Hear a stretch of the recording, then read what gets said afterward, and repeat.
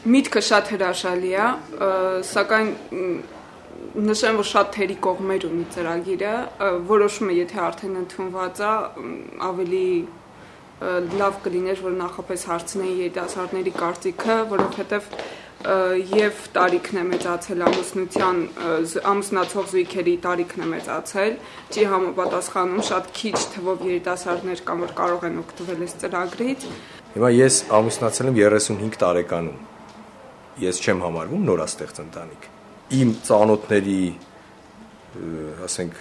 շրջանակներում, ում ես գիտեմ, իրանք հաստատ 300,000 դրամ չեն վաստակում ամսական։ Եթե նշված անմանումը հնարավորություն տրվում երիտասարդներին, ապա այդ տարիքում երիտասարդները չեն կարող բավականաչափ գումար վաստակել, որպեսզի համապատասխանի հիպոթեք վերցնելու։ Բնականաբար մատչելի չէ իմ համար։ Ինչու՞։ Այսինքն այդ գինը, որ իրանք սահմանել են, ամեն մարդու ձեռք չտա այդ գինը։ Կամ միայնակ մայրեր, մինչև 30 տարեկան։ Ռուսաստանում մինչև 30 տարեկան միայնակ մայրեր լիքն են, բայց ստեղ գոյություն չունի։ Մեզ հենց հիմա էլ պետք է որ մենք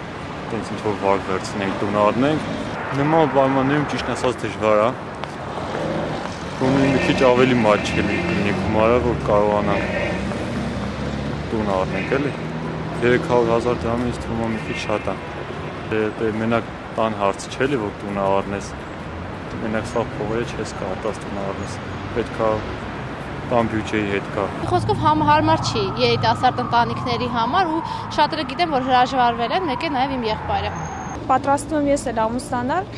250,000 դրամ չունենք։ Դժվար թե կարողանանք երկուսս միասին դնել մի կողմ, որ մուծենք եւ ապրել նաեւ աշխատավարձով։ Դժվար կլինի, երկուսը պետական հիմնարկում ենք աշխատում, բայց չենք կարողանա հասցնել